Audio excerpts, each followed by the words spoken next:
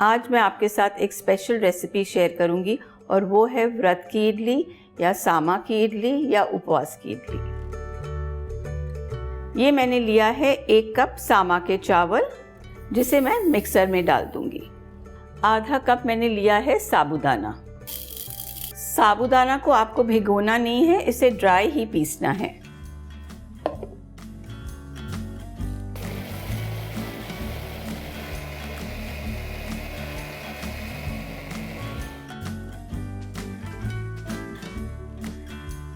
साबूदाना और समा के चावल अच्छे से पिस चुके हैं। हमें इसे बहुत बारीक पाउडर नहीं बनाना, इसे थोड़ा सा दरदरा रहने दो, जैसे कि सूजी का आटा होता है।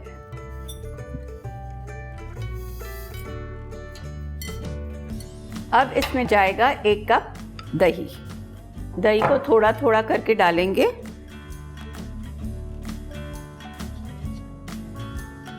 आप देख सकते हैं कि 1 कप दही पूरा इसमें चला गया है। अब इसमें हम डालेंगे थोड़ा सा गर्म पानी, हल्का गर्म।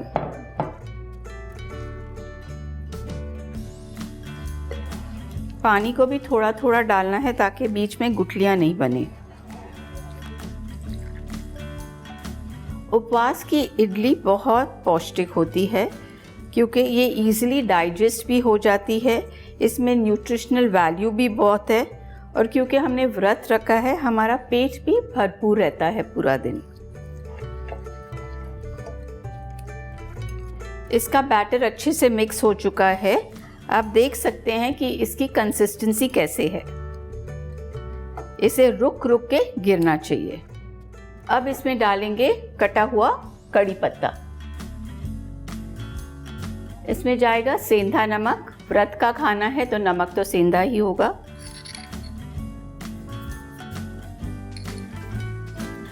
आप चाहो तो आप इसमें काली मिर्च का पाउडर भी डाल सकते हो। हमारा बैटर तैयार है। इसे हम 10 मिनट तक ढक के रखते हैं। बैटर हमारा रेस्ट हो रहा है 15 मिनट तक। तब तक हम अपना इडली का स्टीमर रेडी कर लेते हैं। हर एक इडली मोल्ड को हम अच्छे से तेल लगाएंगे ताकि इडली आसानी से निकल जाए।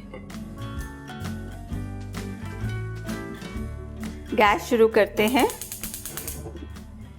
स्टीमर में मैंने ऑलरेडी पानी डाल के रखा हुआ है। इसे अच्छे से बॉईल होने देते हैं।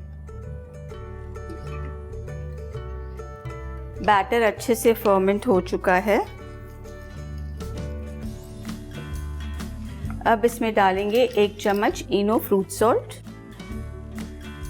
और इसे जल्दी से मिक्स कर लेंगे। इनो डालने से ये एकदम हल्का हो गया है। इनो अच्छी तरह मिक्स हो चुका है इडली के बैटर में। अब हम इसे इडली के स्टैंड में डालते हैं स्टीम करने के लिए।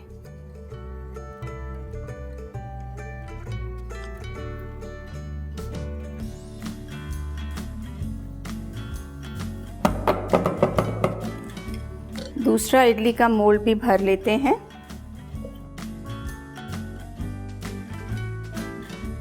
गैस की आंच आस्ते करेंगे।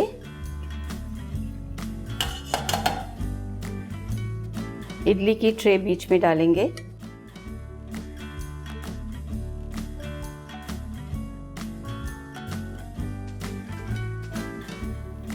अब ढक्कन लगा देते हैं और इसको 15 से 20 मिनट तक स्टीम होने देंगे। बीच में हम खोल के चेक भी कर सकते हैं।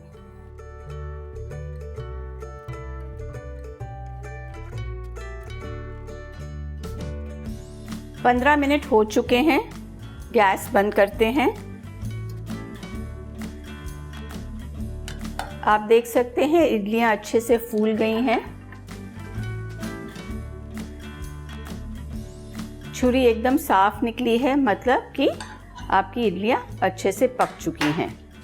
इडली को बाहर निकाल के रखते हैं और हम वेट करेंगे कि जब तक इडली ठंडी नहीं हो जाए।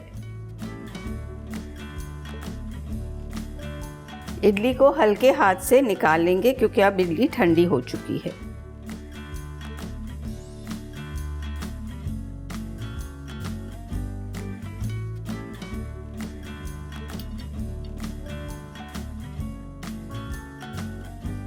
ये रही हमारी झटपट बनने वाली व्रत वाली इडली। ये बहुत ही अच्छी बनती है और बहुत जालीदार भी बनती है। और हमें लिख भेजिए कि आपकी रेसिपी कैसे बनी। Till next time, good bye.